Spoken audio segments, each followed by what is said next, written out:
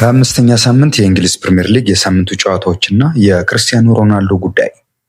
ሰላም ውድ የቻናላችን ተከታዮች እንዴት አላችሁ? ዋን ስፖርት ወደ እናንተ በእግር ኳስ አጫጭር መረጃዎች፣ ፕሮፋይል ነክ በሆኑ ጉዳዮችና ልዩ ጥንቅሮቹ እየደረሰ ይገኛል። በዚህም በሳምንቱ የፕሪምየር ሊግ ጨዋታዎች ደግሞ ተመልሰን መጥተናል። የ25ኛ ሳምንት የእንግሊዝ ፕሪምየር ሊግ ሊጠበቁ የሚገባቸውን 10 ነጥቦች እናስዳስሳቸዋለን። በተጨማሪም የክርስቲያኖ ሮናልዶ እና የክለቡ አልናስር ጉዳይ ምን ነገሮችን ይዟል? ሮናልዶ ተከድቻለሁ እያለ ነው። ወደዚህ ዝርዝር ጉዳይ እናመራለን። እናንተም አጋርነታችሁን ላይክ፣ ኮሜንት፣ ሰብስክራይብ፣ ሼር በማድረግ ከፕሮግራሙ ጋር እንድትቆዩ እንጋብዛለን።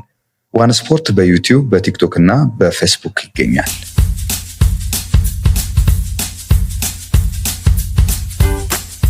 የእንግሊዝ ፕሪምየር ሊግን 25ኛ ጨዋታዎች የምንዳስሰው ግን ሊድስ ዩናይትድ ከኖቲንጋም ፎረስት ላለመውረድ የሚያደርጉትን ትንቅንቅ በማንሳት ይሆናል። የ25ኛ ሳምንት 10 ነጥቦችን ነው ከዛ ቀጥሎ የምናነሳላችሁ። የ25ኛ ሳምንት የእንግሊዝ ፕሪምየር ሊግ ሊድስ ዩናይትድ እና ኖቲንጋም ፎረስት በሚያደርጉት ጨዋታ ይጀምራል። በኤላን ሮድ የሚከናወነው ጨዋታ ለሁለቱም ወሳኝ ነው። ጥሩ ጊዜ ላልነበረው ባለሜዳው ሊድስ በ24ኛ ሳምንት በአርሰናል 4-0 መሸነፉ ጎድቶታል። በጀርመን አሰልጣኝ ዳንኤል ፋርክ የሚመሩት ሊድሶች አሁን ከወራጅ ቀጠናው በ6 ነጥብ ርቀው በ26 ነጥብ 16ኛ ደረጃ ላይ ይገኛሉ። ሾንዳይች ከቀጠረ በኋላ በመጠኑ የተሻሻለው ኖቲንጋም ፎረስት በበኩሉ ከመጨረሻ 4 ጨዋታዎች አንድም አልተሸነፈም። ፎረስት ከዛሬ ተጋጣሚ እኩል 26 ነጥብ ይዟል።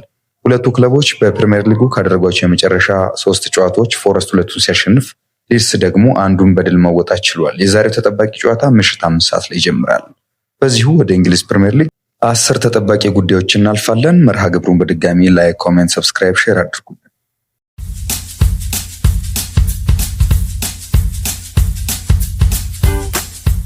አንደኛ፣ የእንግሊዝ ፕሪምየር ሊግ የሳምንቱ ጨዋታዎች ሊጠበቁ የሚገባቸው 10 ነጥቦች። አንደኛ፣ የሊድስ ዩናይትድ የግብ ጠባቂዎች ውዝግብ። ሊድስ ዩናይትድ በጥር የዝውውር መስኮት አዲስ ግብ ጠባቂ ለማምጣት የነበረው ጥረት ሳይሳካ መቅረቱ በሊጉ የመቆየት ተስፋውን አደጋ ላይ ሊጥለው ይችላል።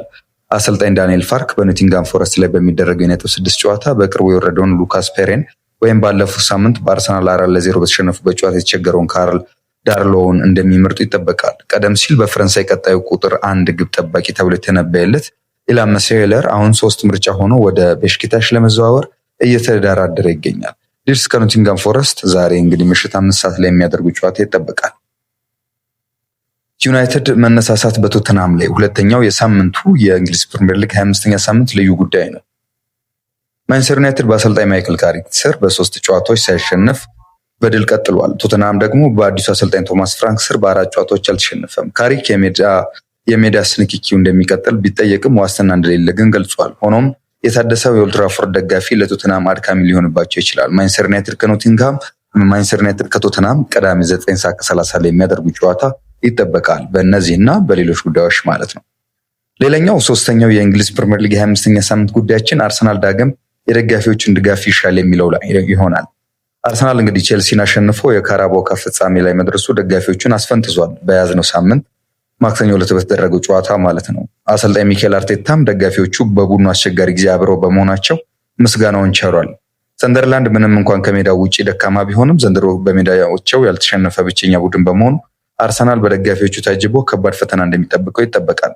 አርሰናል ከሰንደርላንድ ቅዳሜ 12 ሰዓት የሚካሄድ ጨዋታ ነው።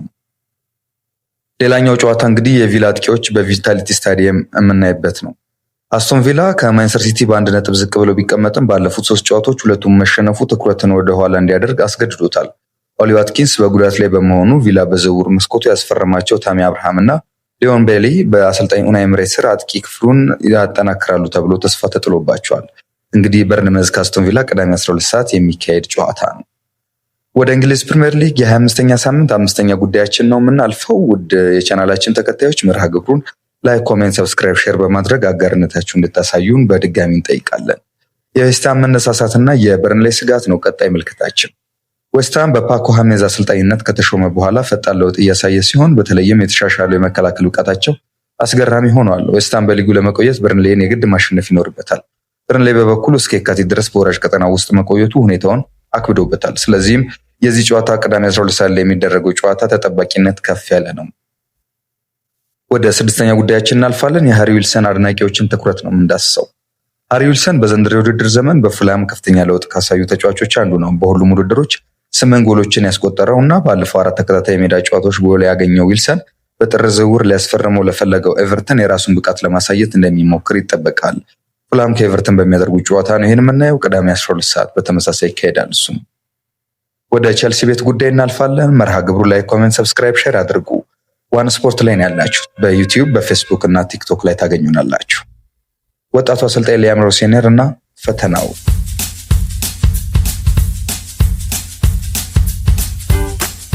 ውድ የዋን ስፖርት ተከታታዮች በእንግሊዝ ፕሪሚየር ሊግ 25ኛ ሳምንት ጨዋታዎች የ10 ነጥቦችን ወደ እናንተ እያደረስን እንገኛለን። 10 የትኩረት ነጥቦች ብለን አሁን 7ኛው ላይ የደረስነው ወደ ቼልሲ ቤት ወጣቱ አሰልጣኝ ሊያም ሮሲነር እና ፈተናውን የሚለውን እያነሳን ነበር።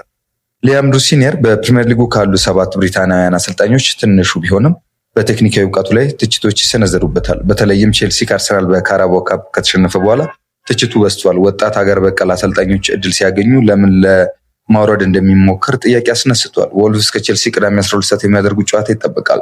ሮሲነር በቀደም አርሰናል ጨዋታ በካራባኦ ካፕ ግማሽ ፍጻሜ ጨዋታ ይዞ የገባው የ7 ተከላካዮች ሚና አሁንስ በወልቭስ ጨዋታ ይደግመዋል የሚለው ተጠባቂ ነው። ይህንን አሰላለፉ እንደማይደግመው ይጠበቃል። በተለይም በተጠናቀቀው የውድድር ዓመት ባሳለፍነው የውድድር ሳምንት ዌስትሃምን 3-2 ባሸነፉበት ጨዋታ ቀይሮ ያስገባውን አሰላለፍ በሁለተኛ አጋማሽ የተጠቀመውን ጀብደኛ አሰላለፍ ይጠበቃል ተብሎ ይጠበቃል።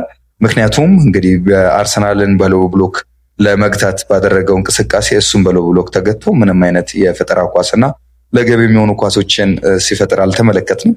ይህንኑ አሰላለፍ መልሶ እንደማያመጣው ይጠበቃል። ምክንያቱም ወልቭስ በሊጉ የመጨረሻው ደረጃ ላይ የተቀመጠ ቡድን ነው። ዝቅተኛው ቡድን ነው። የማሸነፍ ንጻሬው ከአንድ በታች ነው። ስለዚህም ይሄንን ቡድን የማሸነፍ እድሉ ከፍተኛው ለቼልሲ ስለሚሰጠው ቼልሲም በዛ የልበ ሙሉነትና በራስ መተማመን ብሎም ቼልሲ የሚሰጠውን የበላይነቱ በመጠቀም የሳይኮ የአእምሯ የበላይነትና የቡድን ጥራት የበላይነት እንዲሁም የቡድን መዋቅር የበላይነት ተጠቅሞ በዚህ ጨዋታ አሰልጣኝ ሮሲነር እንግዲህ ተሻለ አሰላለፍ አሳይቶ ጨዋታው እንደሚያሸንፍ ይጠበቃል።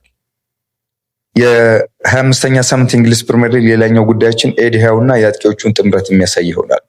ኒውካስል ባለፉት 7 ጨዋታዎች 1 ድል ብቻ በማስመዝገቡና በካራባኦ ካፕ ግማሽ ፍጻሜ በመሸነፉ ብሬንትፎርድ ማሸነፍ ግዴታው ነው። ይሄ ግዴታ ውስጥ የከተተውም ጉዳይ በተከታታይ ነጥብ መጣሉና በማንቸስተር ሲቲ በድምሩ 5-1 ከውድድሩ መሰናበቱን ተከትሎ ነው፣ ከሊግ ካፕ ማለት ነው። ቡድኑ እንደ ብሩኖ ጎማሬስ ያሉ ቁልፍ አማካዮችን ሊያጣ ስለሚችል ሳንድሮ ቶናሊ እና አንቶኒ ላንጋን በብቃታቸው በማግኘት ይህን ጨዋታ ማሸነፍ እንደሚኖርበት ይጠበቃል። ጨዋታው ግን ከጠንካራው የመከላከል ክፍል ካለው ብሬንትፎርድ ጋር የሚካሄድ በመሆኑ ተጠባቂ አድርገዋል። ቀጥሎ የምንሄደው ወደ ብራይተን እና ክሪስታል ፓላስ ይሆናል። ሄርዝለርን ከአማካሪ ጉላስነር ጋር ያገናኝብናል። ብራይተን እና ክሪስታል ፓላስ የሚያደርጉት ኤም23 ደርቢ በደካማ ውጤት ላይ የሚገኙት ሁለቱ ቡድኖች የሚገናኙበት ነው። የብራይተን አሰልጣኝ ፋቢያን ሄርዝለር የቀድሞ አማካሪውን ኦሊቨር ግላስነርን ለመጀመሪያ ጊዜ ለማሸነፍ ይፋለማል። ብራይተን ከክሪስታል ፓላስ እሁድ 11 ሰዓት የሚያደርጉት ጨዋታ በብዙዎች ዘንድ ተጠባቂ ነው። 10ኛው ወደ ፍሎሪያን ቨርትስ እና የሊቨርፑል ወሳኝ ጨዋታ ይወስደናል። በ116 ሚሊዮን ፓውንድ ሊቨርፑልን የተቀላቀለው ፍሎሪያን ቨርትስ አሁን ላይ ከሁጎ ኢኪቲኬ ጋር ጥምረት በመፍጠር በሁለት ጨዋታዎች 10 ጎሎች እንዲቆጠሩ ረድቷል። በዚህም አሰልጣኝ አርኔ ስሎት የቨርትስ ኳስ የሌለበት እንቅስቃሴ መሻሻሉን ገልጿል። ቨርትስ ለማንቸስተር ሲቲ በሊቨርፑል የቀኝ መስመር ላይ ትልቅ ስጋት እንደሚሆን ይጠበቃል። ይህ እሁድ 1 ሰዓት ከ30 ላይ የሚደረገው ሊቨርፑልን ከማንቸስተር ሲቲ የሚያገናኘው ጨዋታ ተጠባቂ ነው። ከዚህ ጋር በተያያዘ እንግዲህ ቨርትስ ወደ ቀደመው አቋሙ መመለሱን አይተናል። ራሱን እየመሰለ ነው። ለዝውውር በርካታ ገንዘብ የወጣበት ተጫዋቾች መካከል አንዱ ነው። እንግዲህ ፍሎሪያን ቨርትስ ከሌሎች የበለጠ አእምሯዊ ጥንካሬ ሊኖራቸው እንደሚገባም ይነገራል። በዚህ መጠን የሚገዙ ተጫዋቾች የዝውውር ገንዘቡ ከፍ ሲል የተለየ አበርክቶ እንዲኖራቸውም ይጠበቃል። ይህን ካላደረጉ ጫናው ፈታኝ ይሆንባቸዋል። በቨርትስ በዘንድሮ ዓመት እንዳየነው ማለት ነው። በተለይም በአሁኑ ወቅት የማህበራዊ ሚዲያ በስፋት በተስፋፋበት ዘመን ከየአቅጣጫው የሚወረወሩ ትችቶች ጆሮ ዳባ ልበስ ብሎ ለመተው ጠንካራ አእምሯዊ ጥንካሬ ይፈልጋል። ይህም መቋቋም የተሳናቸው ከመንገድ የቀሩ በርካታ ተጫዋቾች አሉ። ሊቨርፑል ታዲያ በ116 ሚሊዮን ፓውንድ ለመክፈል ተስማምቶ አንፊልድ ያደረሰው ፍሎሪያን ቨርትስ የዚህ ዕጣ እንዳይደርሰው ያሰጋ ነበር። የ22 ዓመቱ ጀርመናዊ አሌክዛንደር አይዛክ እስኪመጣ የእንግሊዝ ውዱ ተጫዋች ሆኖ አንፊልድ መድረሱ ከእርሱ ብዙ እንዲጠበቅ ያደረገው የውድድር ዓመት ነበር። ፍሎሪያን ቨርትስ ግን በመጀመሪያዎቹ ጥቂት ወራት የሰላ ትችት አስተናግዶ ጥንካሬው ለሚፈልገው የእንግሊዝ ፕሪሚየር ሊግ አይሆንም የሚሉ ድምፆች ጎልተው እንዲሰሙበት አድርጎ ነበር። አሁን ግን ተጫዋቹ በጀርመን ባየር ሊቨርኩሰን እያሳየ ያለውን አስደናቂ ብቃት በእንግሊዝ ማሳየት እንደሚችል ፍንጭ አሳይቶናል። በተለይ ሊቨርፑል ኒውካስል ዩናይትድን በአንፊልድ 4-1 በረታበት ጨዋታ በነበረው ተጽዕኖ ሙገሳ ጎርፎለታል። ቨርትስ የእንግሊዝ እግር ኳስ የሚፈልገውን አካላዊ ጥንካሬ ለማምጣት ብዙ እየለፋ ይገኛል። በአሁኑ ወቅት የዚህ ጠንካራ ስራ ውጤትን መመልከት ጀምረናል። ከቡድኑ አጋሮች ጋር የበለጠ መግባባት ችሏል። ከሁጎ ኢኪቲኬ ጋር የፈጠረው ጥምረትም የሊቨርፑል ደጋፊዎች መጪው ዘመን ብሩህ እንደሚሆን በድፍረት እንዲናገሩ ያስቻላቸው ነው። ሁለቱ ተጫዋቾች በጥምረታቸው በሁሉም ውድድር 6 ግቦችን አስገኝቷል። በፕሪሚየር ሊጉ በሁለት ተጫዋቾች ጥምረት ይህን ያህል ግብ ያገኘ ክለብም የለም። ቨርትስ ከቢቢሲ ጋር በነበረው ቆይታ ኢኪቲኬ ድንቅ ተጫዋች ነው፣ በጀርመን እያለው እርሱን በተቃራኒ ገጥሜዋለሁ። ሊቨርፑልን ከተቀላቀልኩ በኋላ ገና በልምምድ ባየሁት ነገር ተደንቄያለሁ። በዚህ ደረጃ ምርጥ ተጫዋች መሆኑን አልተረዳሁም ነበር። ከእርሱ ጋር መጫወት በጣም አስደሳች ነው።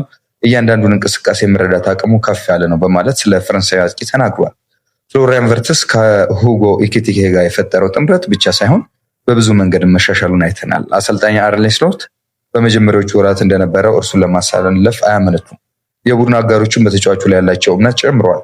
እርሱም በራስ መተማመኑን አሳድጓል። ሊቨርፑል እንግዲህ 116 ሚሊዮን ፓውንድ ለመክፈል ተስማምቶ ለምን እንዳመጣው እያሳየ ይገኛል። በአጠቃላይ ፍሎሪያን ቨርትስ ራሱን መስሏል። የሊቨርፑል ደጋፊዎችም ተጫዋቹን በስስት ማየት መጀመራቸውን በአለፉት ተከታታይ የሊቨርፑል የማሸነፍ ጨዋታዎች የተመለከትንበት ነው። ውድ እንግዲህ የዋን ስፖርት ተከታታዮች በእንግሊዝ ፕሪሚየር ሊግ የ25ኛ ሳምንት 10 ነጥቦች ወደ እናንተ የደረስንባቸው ጉዳዮች እነዚህ ናቸው። ቀጥሎ ደግሞ የክርስቲያኖ ሮናልዶ እና የአልናስርን ጭቅጭቅ እናያለን። መርሃ ግብሩ ላይ ኮሜንት፣ ሰብስክራይብ፣ ሼር በማድረግ አጋርነታችሁን አሳዩ።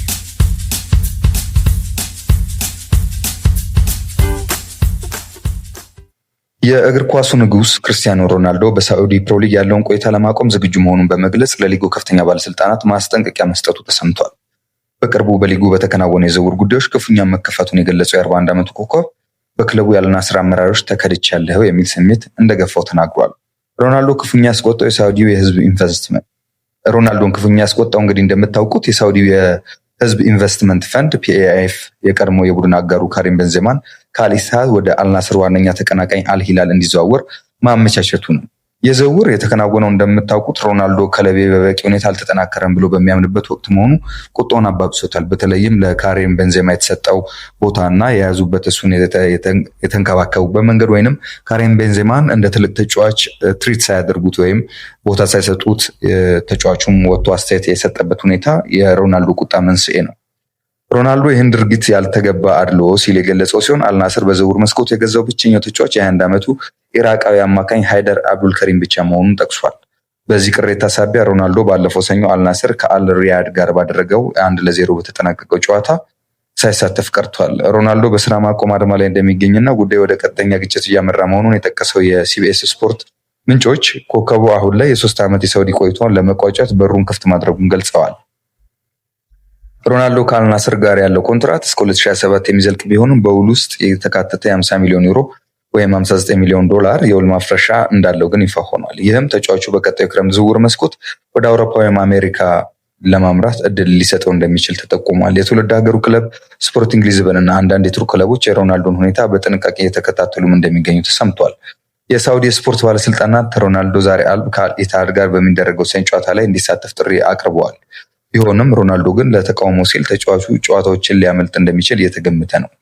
ጉዳዩን እልባት እንዲያገኝ የሳውዲ የሉዓላዊ ሀብት ፈንድ ፒኤአይኤፍ ከፍተኛ አመራሮች ጣልቃ ገብተው ለሮናልዶ ስለ ክለቡ የወደፊት ዕጣ ፈንታ ማረጋገጫ እንደሚሰጡት ይጠበቃል ተብሏል። ይሄ እንግዲህ የሮናልዶን ዓለም አቀፋዊ የአምባሳደርነት የሳውዲን የስፖርት ቱሪዝም ላይ የምትሰራውን ትሰራ፣ በተጨማሪም በሮናልዶ የሚያገኙትን የስፖንሰርሺፕ ገቢ ተጫዋቹ ያለውን ሰብዕና ዝና ተከትሎ የመጣ ፍትጊያ ነው። ከዚህ በኋላ የሳውዲ የእግር ኳሱም የቱሪዝሙም እና ሌሎችን ባለስልጣናት ምን አይነት መፍትሄ ያበጁለታል የሚለው ተጠባቂ ነው። ሮናልዶስ ምን አይነት ምላሽ ይሰጣል የሚለው በዚህ ረገድ ተጠባቂ ነው። እኛም ወደ እናንተ የእንግሊዝ ፕሪሚየር ሊግን እና የ25ኛ ሳምንት የእንግሊዝ ፕሪሚየር ሊግን እና የሮናልዶን የተከድቻለሁ ዘመቻን በተመለከተ የደረስንበት ጥንቅር ይህን ይመስላል። ከሌሎች የቻናላችን የዋን ስፖርት ዝግጅቶች ጋር አብራችሁ እንድትቆዩ ግብዣችን ነው። በዩቲዩብ ቲክቶክ እና ፌስቡክ ላይ ዋን ስፖርት ብትሉ ታገኙናላችሁ። ሰላም፣ መልካም ጊዜ።